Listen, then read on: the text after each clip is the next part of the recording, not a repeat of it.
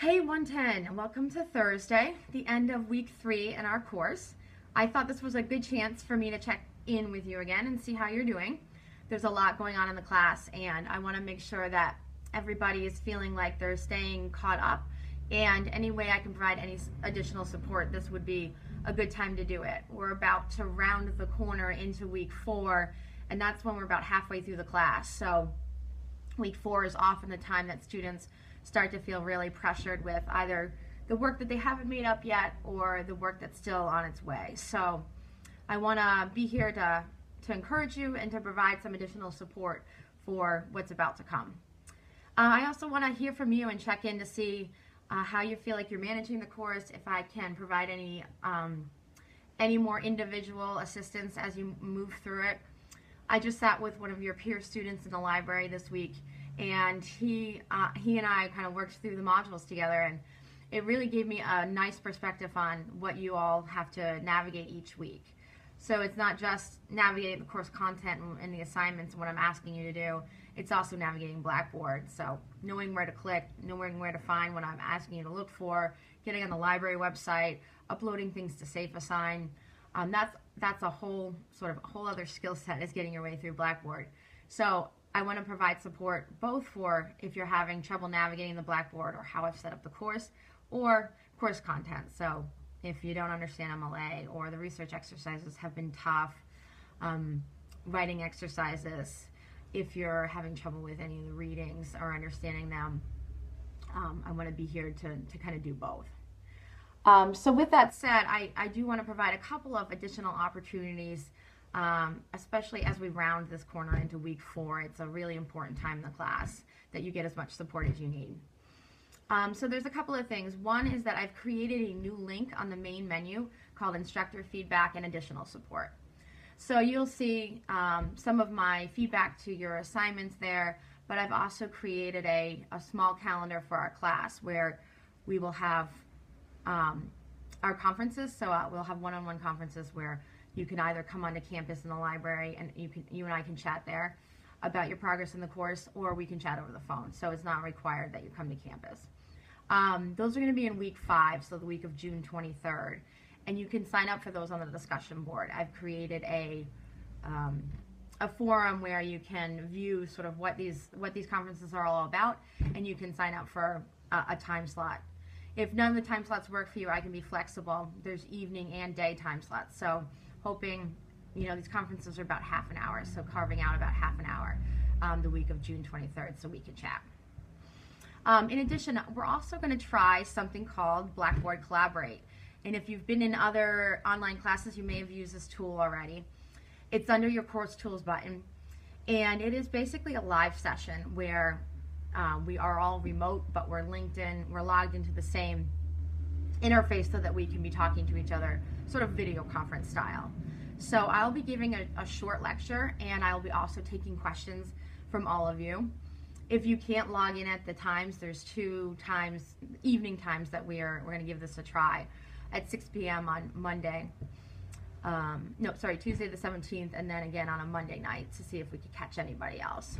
So you're not required to join the session. It's literally just joining a live session where we're all talking.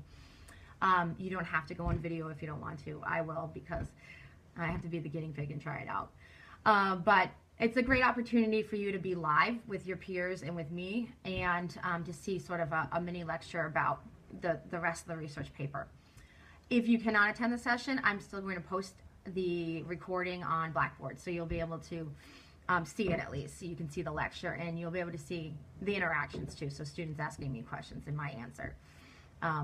I think interaction is really important. That's what I learned too when I was sitting with your peer in the library.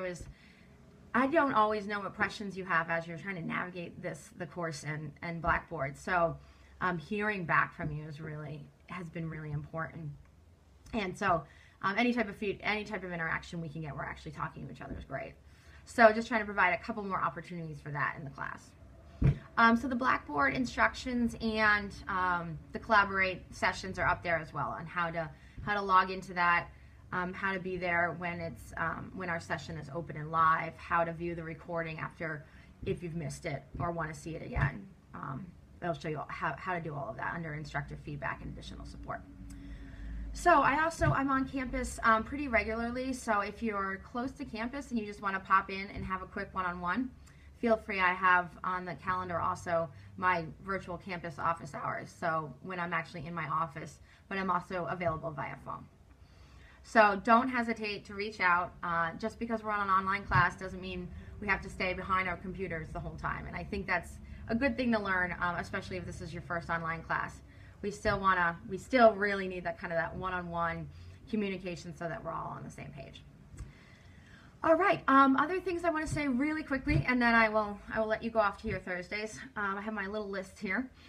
So I got a chance to look at some of your peer workshops on the discussion board. They actually look really good. I've been really impressed. I think the letter format is nice because it makes you feel like you're talking to your peer, and I've seen some that are very, very specific and helpful. So remember, take your time with that. It's really to the detriment of your peer and to score on the discussion board this week if you don't spend good time with your peer essay. I'm going to start reading through them and also providing feedback. And there's a couple of ways that I do that. One is that I will actually write comments into your essay and send them back to you so that you're able to view them on the discussion board, but also on the draft that you've submitted to the grade center. So you'll receive a score for that first draft and comments. You have probably the latest I'll get those back to you is Sunday.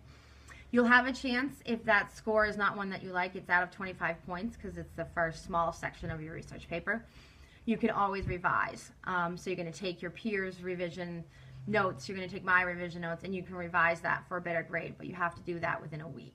So if you receive the essay back with your score on Sunday evening, I would need a revision by the following Sunday. If you're satisfied with your score on each section, then you don't have to revise it right now, but you will have to revise it when we put everything together. You'll take a look at the whole thing. So that's why it's good to keep your peer notes and my notes for each section, because you are going to want to have them at the end when you revise it as a whole. So if you have any questions about revision, feel free to shoot me an email. And then this week we're working on compare contrast. So compare contrast is the next section. So we should have, and I'll see how we did with it, gotten to, by the end of the informational essay, you now have compare contrast. You have two sides, right? You have a conflict. So you're going to keep hearing me say conflict, right? With any issue that we're working through, especially for a persuasive essay and we're building an argument around, there has to be some conflict. So you're looking for your topic's conflict, and hopefully you found it. And to give you another example, let's say it's who threw out gay marriage. It's to legalize or not to legalize, right? That's a really clear conflict. And then for the second paper, you're actually going to look at the two sides. And I think a lot of us think we already know how we feel about a topic before we even go into it, and maybe we picked it because we thought we already knew what we felt. You have to try to stay as objective as possible as we move through this process. You will get a chance to be persuasive and defend your side, but the first part is, all right, let's look at everything clearly before we start moving toward argument. So this compare contrast and the exercise I'm having you do this week is you're looking for the two sides' similarities, which sounds funny and hard in a conflict, but that's really how conflicts are resolved, is that we are finally listening to the things that we actually agree on, and then we're working to compromise the things that we don't. So part of the challenge of this exercise is to say, okay, here are the two sides. Now what are some basic things they agree on? For gay marriage, maybe it's that everybody should have some type of civil liberties. They might not agree with the morality of it, but yes, as a citizen of the United States, my fellow citizens should have certain rights. Okay, both sides agree on that. That's great. And then you're going to look at the easier part of that. So the compare part is the challenge. All right, where do these sides agree? The contrast side is, all right, where do they definitely not agree? And obviously they don't agree with the central conflict, which is to legalize or not legalize. But what are some of the sub-points that have led them to that decision? And what you're trying to draw out is kind of the major arguments for both sides. So for, let's say, the gay marriage, like, what are the two major arguments from the opposed to side? What are the two major arguments from the yes, there should be? So that kind of clearly gets you to see what, like, what's in the ring, what's in the corner, what does everyone have in their corner type of thing. So that when we write the compare contrast essay next week, we're literally going to talk about, all right, these are the places they meet. These are the places where they are definitely divided. Here are the major arguments from one side. Here are the major arguments from the other. And then we move into, okay, the very tail end of compare contrast is, if one side got what they want, what does each side want, right? If this issue was cleared up. For maybe the opposed to gay marriage side, they, not just that they oppose it, but they want it to look like this. For gay marriage, they want it to look like this, and this is how they think it's going to be done. So if both sides got what they want, what would it be? Because in cause and effect, we're going to say, all right, one side, you get what you want, and now these are the consequences to that. And then the other side, this is what you wanted, and here are your consequences. And consequences aren't necessarily negative.